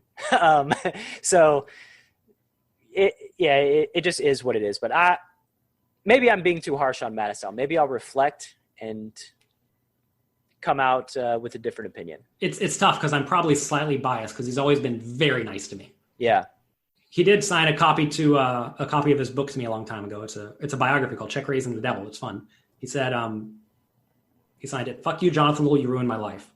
So that was funny because I won a big flip against him one time at a final table. But he's always been nice to me. To be fair, when people are nice to you, personally, it's kind of hard to develop a bad taste for them, I think. That's true. Unless, of course, you're paid to do otherwise. I'm a softie. Mike would come on the show and we'd talk, and I would be like, "I'm sorry, Mike. Like you actually seem like you're a reasonable, okay guy." Whenever I'm talking to him, I'm always like, no political stuff, no bad beat stories. Period. Then we can have a conversation going from there. He's done some wild stuff. There's been a lot of people who have done some wild stuff, and I would tell everyone to just forget about all nonsense in life and focus on the things you can control. And if you don't like Mattisau or me or Brad or anybody, go somewhere else and find people who you enjoy. Agreed. If you don't like me, fuck off. Why are you listening to this podcast if you don't like me? I don't understand. Because they also don't like me, and they had to make it. They had to steal what I said until the very end. It's okay. Like, everybody's not for everybody. It's you do not need, even if you hate me, understand that you don't have to spend your time hating on me or hating on anybody else. Go find people who will help you better your life. I hope everyone out there wants to better their life and to better their lives of the people around them. And you do that by building a community and building it up and helping others. You don't do that by tearing others down. And so even if you don't like people, it's okay. It's okay. I realize everyone's not for me, and we can all prosper together, even if we are not actively working together and interacting. Agreed. And the next time you come on the show, let's have a more positive. Try not to be involved in any of these controversies, so we can just, talk poker strategy. I'm already over them. I have a book, Excelling at Tough No Limit Hold'em Games. Check it out. jlpoker.com/excellingtough. And pokercoaching.com is my site. We have lots and lots of good content. I think Faraz Jaka is streaming privately for the students tomorrow. You have an app coming out, right? I have an app that's already out, Poker Coaching app. It has GTO ranges you can just pull up in like half a second at the table for many, many, many pre-flop spots. That's Wait, at the table. Yeah, at the table. Here, I'll show you. Want me to show you? Is this going to be a video audio only? This might be audio only. Brutal. Well, I'll show exactly you. Okay? So you click on pre-flop GTO charts, select position, under the gun plus let's do a big blind or button to make it interesting. Action versus a raise, select opponent position, low jack, and then it brings up exactly what you should do. You see? We have our PIO chart. Well, actually, it's Munker solver chart for that scenario. I'm assuming you're not. I do want to make this clear. When you say at the table, so look what you do. I'll tell you how to do this. Say I'm on the button with 30 big blinds. Okay, what do you do before this hand starts? While the dealer's shuffling the cards, pull up the 30 big blind section. Now take a look around. Where's the spot you're not going to know what to do if somebody raises? Let's say the guy on your right's really aggressive. We know he's aggressive. He raises every time it folds to him. So let's say versus raise, you put your opponent in the cutoff because that's where he is when you're on the button. And then you look at this chart and you memorize this chart. Memorize this. It's not hard. Hands in the dark red jam, hands in the green call, hands in the light red 3-bet small, right? Now if you get this queen 10 suited, king jack suited, pocket nines, ace 3 suited sometimes, you should rip it in on him. He raises a little bit too often, so perhaps rip it in a little bit more often than the chart says. And you do that before the hand starts, and then you put your phone away. So you're not advocating to use the charts in the middle of the hand. No, you should not use any charts in the middle of the hand. That would be against the rules of basically every casino. Now, funny enough, if the casino does not have rules against you using your phone in any way you see fit during the hand, they should change their rules, right? Sure.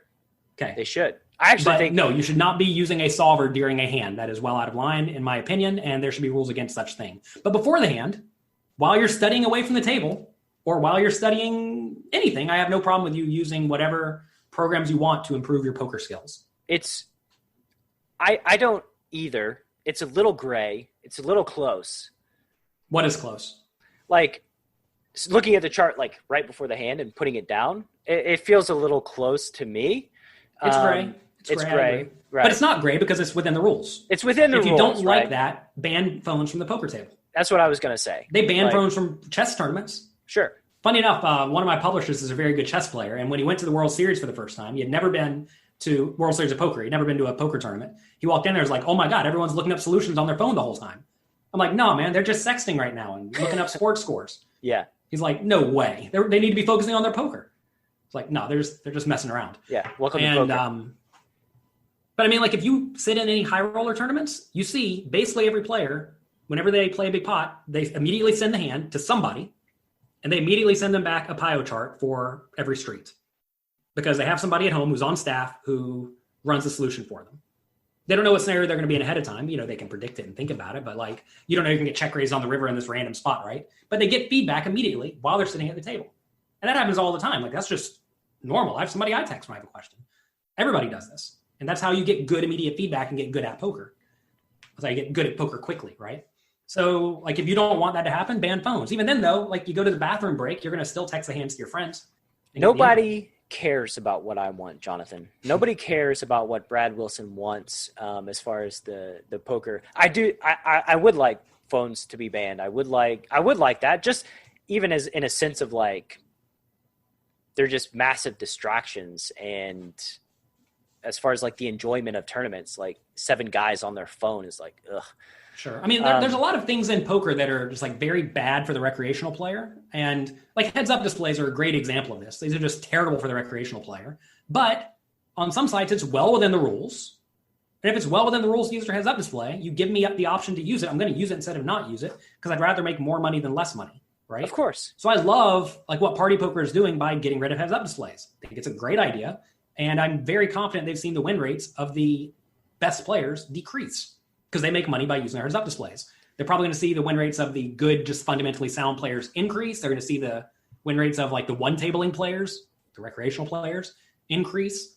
And I have no problem with that. Like I'm always looking out for the recreational player, like re-entry tournaments. I think I've been saying it forever. I think re-entry tournaments are a horrible idea. I think being able to re-enter till the last second is a horrible idea because every time a good player buys in, they print some ROI. And every time a bad player re-enters, they lose, right?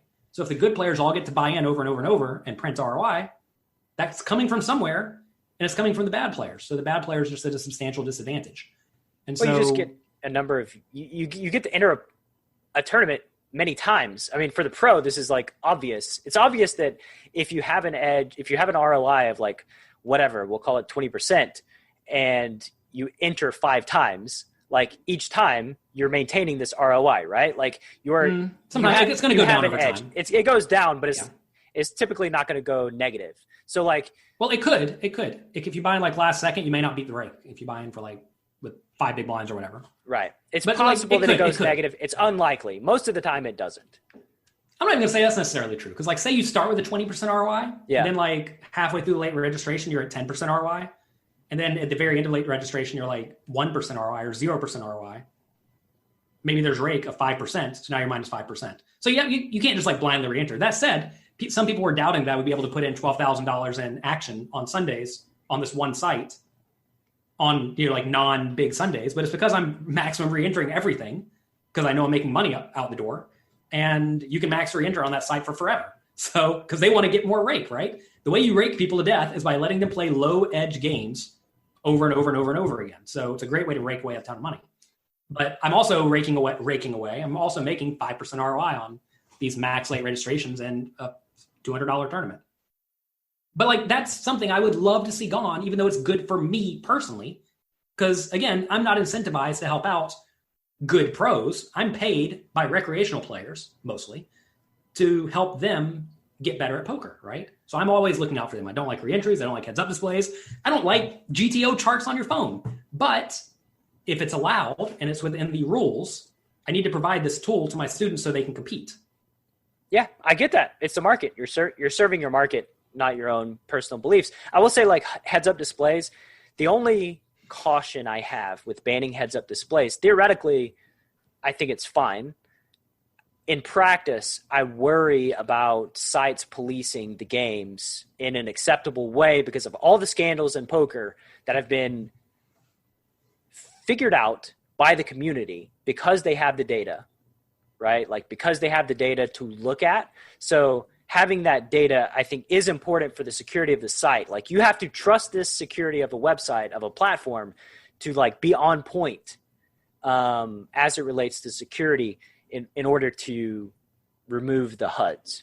It's the tough. other, go ahead, sorry. Well, the other option is just make HUDs available to everybody with a tutorial and teach people how to use HUDs. Like, but good players are always going to do it way better than bad players. It's true, but like I will say this: like you play a video game, right? You log on, like Halo. You have a HUD in Halo. It gives you different data points on your screen. It takes you through a walkthrough. Like this is what this means. This is what this means. I learned how to exist and battle in an alternate reality on a place that doesn't exist in a world that is imaginary in like 5 minutes. So I do believe that recreational players are smart enough to understand the HUD, right? They may not use it at the level that a pro uses it. However, I'm convinced that they can learn. And that would be the other option to me. I think one or the other is ideal. You remove it entirely, emphasis on security, or everybody gets it and you teach people how to use it so that it reduces the skill gap. So a problem with the give it to everybody concept is that the good players may not use what you provide and may just provide their own.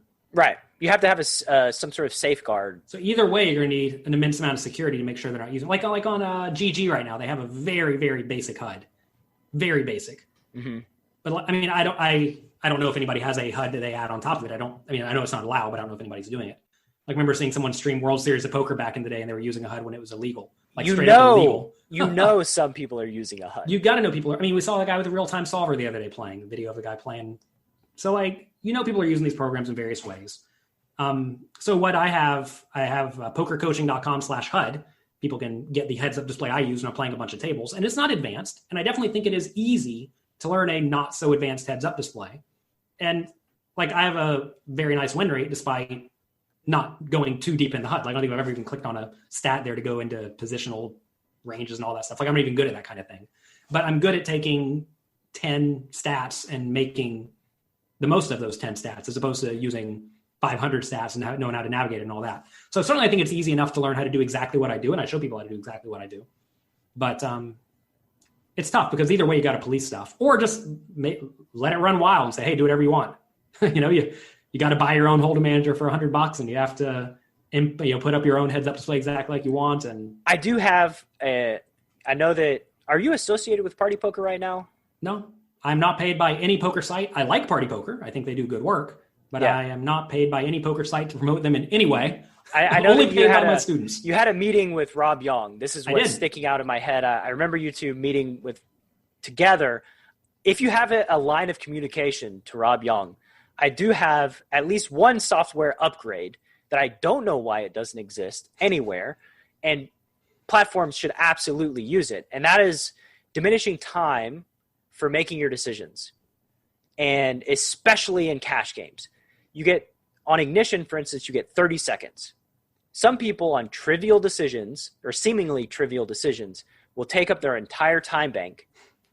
I know there's something happening in these spots that they may be unfamiliar. They're running some sort of, they're looking through something in order to come at a decision that is more educated than their natural response. Folks who regularly take all of their time bank should not get a full time bank to make their decisions in future hands. It should reduce. So this is my one software suggestion that, yes, you should take your full time bank in some spots because they're hard and they merit deeper thought. However, if you're regularly doing this, you ought to lose the privilege of having a full 30 seconds, and it goes to 20 and then 10 just over time. Punish the people who tank. Punish the people that tank. Why not? Why doesn't anybody do that? I mean, they kind of do that in live tournaments to some extent, where you get some time bank chips now in some of the tournaments where you get 3 minutes of time throughout the day. And once that's gone, it's just done. I like that a lot. Yeah, I hear you. So, I mean, I don't know a ton about these real-time solvers, but I have to imagine they go quickly. So, well, there's pre-solved, right? The spots that they're looking up. I don't know. You probably know better than me. Well, the spots that they're looking up are pre-solved, and so you're effectively just running a search. Okay. And then it pulls up the results of the pre-solve. Well, that's what I have on my phone too. Same difference, right? Exactly, right? It's exactly like that, but it may take time to input a line, like single raise pot, small blind versus MP. Right. Like you saw here, it took me 5 seconds to input the scenario. Right. So but then it just searches through the database and finds that solution. Exactly. That's what I believe to be happening. And anything that takes time, and if somebody's regularly taking more time than the other players, it's likely not a good thing anyway for the game, just the game flow period. So you're incentivized to have players act faster just as a platform in cash games, especially. For sure. I'll mention that to Rob. I mean, I know there's I think, well, I'm not going to promote the sites, but some of the sites give you a very short amount of time on each decision. Right. I mean, I've talked to Rob Young about this some. I'm not affiliated with him, but I like what he's doing. And the talk you're mentioning about is pre-COVID, one of the last times before COVID happened. We were going to work together to really just give a lot of educational programs to amateur players in the live poker circuit. But the live poker circuit's kind of fallen apart. So there is no live that's poker been circuit. Put on hold. Yeah. But I mean, I've talked to him recently. I mean, I told him to get rid of cash game rake at the low stakes, just get rid of it. And turned out he posted today that there might be some big rake changes coming to small stakes games. So that's exciting to see, because why are you raking these people that have no money? Right. It doesn't make sense. But we've talked about a bunch of things to make online poker more like live poker, and there are a lot of things you can do. And whenever you're playing live poker, you get to play one table, right? And people get to look at you physically, right? They get to do all these things, and turns out live poker is pretty good. It's a good experience for everyone. It's kind of like self-policing to some extent. You can't just sit there and take 45 seconds every decision. I guess you can, but your opponents are going to get annoyed and whatnot. And anyway, I think that he is actively trying to look out for the recreational players because he realizes that's where like the lifeblood of the community is to some extent. If you crush all the recreational players right off the bat, they're going to quit. Like I've talked to him about onboarding programs, kind of like you talked about Halo, right? At the beginning of the game, they teach you how to play the game. There's like a Hearthstone's a game you can play on your phone. It's like a card game, and you have to go through an hour-long tutorial before they'll even let you play against the player. And I think they should probably do that with poker, because if you're just awful and you put your money online, it's going to be an awful experience losing your $50 deposit right off the bat. Then you think, oh, I was just unlucky. You put $50 in again and you lose it immediately. You're like, oh, this game sucks. I quit. And then you're done. You don't want that to be the first poker experience people have. And there are ways to go about making the experiences for non-world-class pros substantially better. And so anyway, I'm trying to talk to Rob about that. And if any other site wants to talk to me about that, I'm happy to help, because I want the game to thrive for forever, which is like why I've been against re-entry tournaments since the beginning, because I realize it's really bad for the game. It's good for the casino. It's good for the pros. It's bad for the recreational players. And this is another common goal that we share is I want poker to be as good for as long as possible. I mean, yeah. Kevin Rabichow came on the show and he talked about grimming in the gray areas and like how he looked at his database and he realizes he pays, 10,000 big blinds over the course of a year more than he pays small blinds, right? This is obviously a problem with grimming. Like if predatory behavior is a thing that you want to get rid of as a platform, well, start introducing processes in your software that make it harder for people to take advantage of it, right? Like you put people in a thing, like if I get taken advantage of, if I know that I'm going to get grimmed by somebody. People may not know what you're referring to here. Basically paying a small blind and then sitting out. In a heads-up game you're talking about. In a heads-up match, yeah. Your opponent pays the last big blind and then you leave, right? That's a right. grim. So you basically never pay the last big blind. Right. You never pay the last big blind. Like if I'm playing against a guy that I know is capable or likely to do this, fuck yes, I'm going to grim him. Like I'm not. Well, you have to do it before he does it. That becomes the name of the game. Exactly. So like, why not have a process within the software that takes care of that? That takes care of predatory behavior of sitting, moving to the direct left of a whale, or scripting to where like a whale sits down and then all of a sudden the table fills and there's 100 people on the wait list. Could you imagine being the whale and feeling that experience? Yeah, I'm going to go play poker now, and you sit down and there's just nobody at your table, and then there's 100-person long waiting list with 6 people ready to go. You feel like a fool, right? You feel you have to feel stupid. That's insane, and that's a bad experience. I think.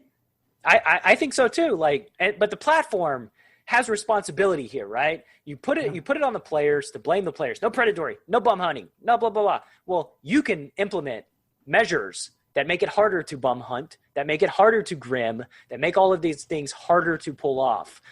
If you are so inclined, assuming you're making a shitload of money and can invest in research and development and that you care, right? Like, don't tell me you care while doing nothing other than blaming the pros. Tell me you care and take action to reduce these things in the environment. So I think at the end of the day, if people actually care about something, they take action and they change it. And if they don't, well, they don't. Like, for example, I always wanted to learn a foreign language, I thought, but I just never did anything about it. So I'd like it, but am I willing to actually spend the time and effort to do it? Turns out no. So instead of like thinking I want it, just like I realize it's not a priority right now. Yeah. And that's okay. It's okay for it not to be your priority right now. It's okay. And so, but if it's not your priority, then find a priority, make that priority happen, and then continue moving forward. I mean, this happens in business all the time, like building this app. It's been a big program. I mean, it cost me hundreds of thousands of dollars to build this silly app. And it's been a lot of work, but it's a priority because I want to have the best app in the App Store. And it's been a lot of effort. And I don't just say I want to have the best app. I have to invest money and make the best app, right? You mentioned something that will, in this conversation, we'll tie it together. You mentioned something earlier about transparency. Yeah. And I think that transparency is so important for these platforms, especially because to see how much money they're making, to see the damage that like bum hunting actually causes, to see the revenue that a platform is making off carnival games. This to me is important. And again, don't tell me the pros are going to ruin poker for everybody by bum hunting while simultaneously offering fucking carnival games, because that is bullshit. Well, I mean, look, I'm not so sure I agree with this. I think poker rooms should be allowed to run a casino if they feel inclined. Sure. Don't call me predatory though.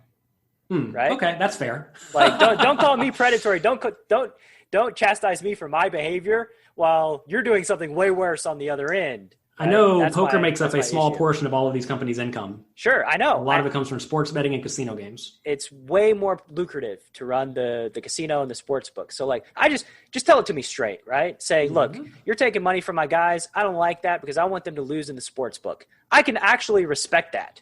Don't tell me I'm doing something wrong and I'm being predatory because you want to take the money in the sports book. To be fair, you are being predatory, but so are they. Well, everybody is. Everybody is. It's a meritocracy, right? Like, interestingly enough, professionals essentially trade their time for money, right? Mm-hmm. But then the recreational players, they want to trade their money for a good time. And you need that to go both ways. If the recreational players have a bad time, unless they're just addicted to gambling, they're going to quit.